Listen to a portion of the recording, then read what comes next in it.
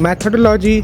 क्यों पढ़नी चाहिए का शोध कर रहे हैं, तो क्यों ज़रूरी है कि अपने पीएचडी वर्क में किस आधार पर सैम्पलिंग डिफ़ाइन करेंगे, क्या रीजंस होंगे जिसकी वजह से आप हाइपो कि एक तरह की रिसर्च आपने करनी है, रिलेटेड सैंपल या यूनिवर्स क्या होगा। सारे प्रश्नों का एकमात्र जवाब है कि रिसर्च मैथडोलॉजी एक साइंस की आवश्यकता है। जब आप रिसर्च कर रहे हैं तो रिसर्च मेथड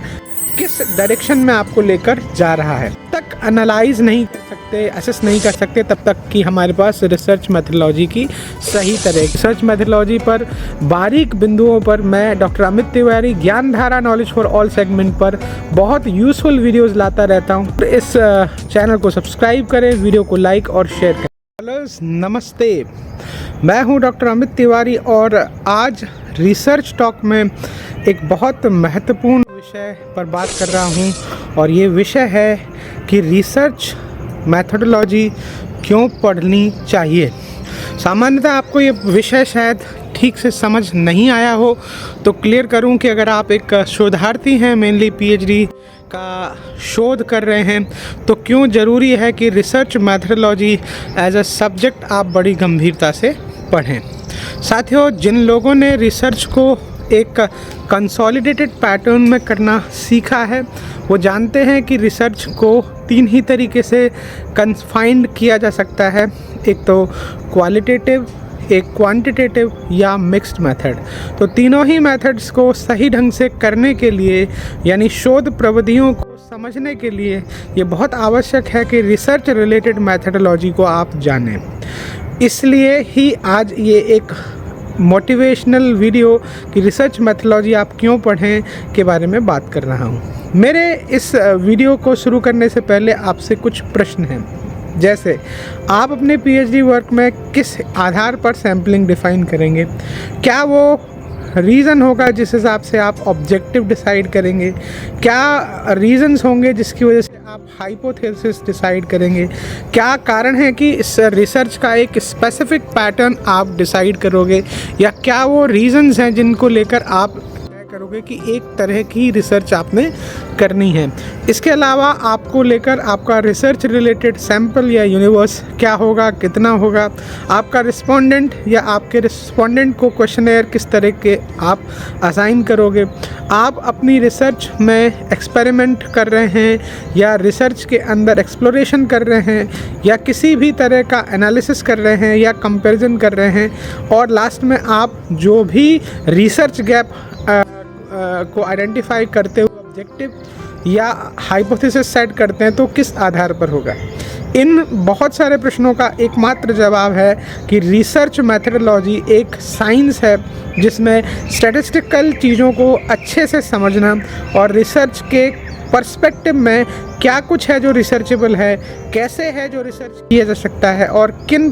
तरीक़ों से रिसर्च को कन्फाइन करना है। एक अच्छे रिसर्चर के तौर पर आज के मॉडर्न वर्ल्ड में आप ह्यूमैनिटीज़ के या सोशल साइंस के स्टूडेंट हैं तो ध्यान रखिए आपको भी क्वालिटेटिव, क्वांटिटेटिव या मिक्स मेथड को यूज़ करते हुए रिसर्च करना है। आप किसी तरह की एक्सपेरिमेंटल रिसर्च को भी अगर कन्फाइन कर रहे हैं तो भी रिसर्च मेथड को पढ़ना ज़रूरी है। यहाँ से पहले कि हम रिसर्च में आंकड़ा क्या होता है, आंकड़ा प्राइमरी है या सेकेंडरी है, सेकेंडरी आंकड़ा क्यों सेकेंडरी होता है वो प्राइमरी क्यों नहीं होता, या प्राइमरी आंकड़े को हम किस तरह से इस्तेमाल कर सकते हैं, रिसर्च रिलेटेड क्वेश्चनेयर इंस्ट्रूमेंट क्या होगा या सर्वे कैसे करना है, इन सारी समस्याओं को अगर हमने नहीं सॉल्व किया तो निश्चित तौर पर हम खाका तो खींच लेंगे, हम रिसर्च को ढंग से जस्टिफाई नहीं कर पाएंगे। इसीलिए मेरा आप सबसे एज एक्सपर्ट या मेंटोर रिक्वेस्ट है कि आप सब लोग अपनी भाषा में ही सही रिसर्च मैथडोलॉजी को न केवल समझें बल्कि प्रयास करें कि उस रिसर्च मैथडोलॉजी की पैडागॉजी को, उसके पैटर्न को इस तरह से समझें कि कम से कम बेसिक्स ऑफ रिसर्च को आपको कैसे कंडक्ट करना है उसको आना चाहिए। इसको लेकर कुछ अच्छी यूज़फुल बुक्स हैं जो इस वीडियो के लिंक में मैंने डाली हैं, वो ज़रूर आप रेफ़र कर सकते हैं। कुछ ऑनलाइन और कुछ ऑफलाइन बुक्स हैं जिनको आप रेफ़र कर सकते हो। साथियों, इस बात में भी गौर करने की आवश्यकता है, जब आप रिसर्च कर रहे हैं तो रिसर्च मेथड किस डायरेक्शन में आपको लेकर जा रहा है। बहुत सारे फॉरेन ऑथर्स ऐसे हैं जो साइंटिफिकल रिसर्च या साइकोलॉजिकल रिसर्च या केमिकल फील्ड में या मैथमेटिकल फील्ड में या फिजिक्स के फील्ड में, या हम हाइपोथेटिकल बात अगर लिटरेचर के कॉन्टेक्स्ट में करें या सोशल साइंस में पॉलिटिक्स की बात करें या किसी तरह के मैनेजमेंट या कॉमर्स रिलेटेड रिसर्च की बात करें, तो सभी के अंदर इन टैंडम में जो रिसर्च रिलेटेड हमारा वेरिएबल है उसको हम जब तक एनालाइज नहीं कर सकते, असेस नहीं कर सकते, तब तक कि हमारे पास रिसर्च मेथडोलॉजी की सही तरह की जानकारी ना हो। तो रिसर्च मेथडोलॉजी को आपको व्यक्तिगत ढंग से अगर ठीक ढंग से पढ़ना है तो थोड़ा सा समय लगेगा। YouTube पर भी बहुत सारे ऐसे एक्सपर्ट्स हैं जिनके रिसर्च मेथडोलॉजी पर वर्कशॉप रिलेटेड कुछ वीडियोस हैं, आप उन्हें ज़रूर पढ़ें। रिसर्च मेथडोलॉजी पर बारीक बिंदुओं पर मैं doctor Amit Tiwari Gyandhara knowledge for all segment पर बहुत यूज़फुल वीडियोज़ लाता रहता हूँ, और अगर आप इस तरह की वीडियोज़ को देखते हैं,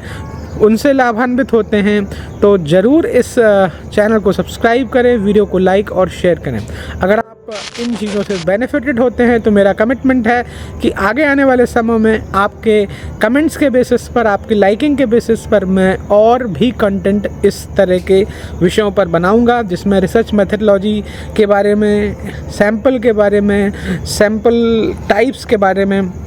किस तरह से हमको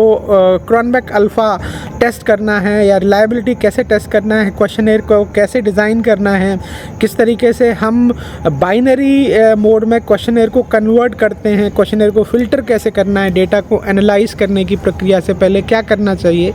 आदि पर आपको सपोर्ट करूंगा। तो किस बात का इंतज़ार कर रहे हैं? चैनल को सब्सक्राइब करें, वीडियो को लाइक करें और भेज दें अपने इंटरेस्ट के टॉपिक जिस पर आप वीडियो देखना चाहते हैं। अभी के लिए नमस्ते।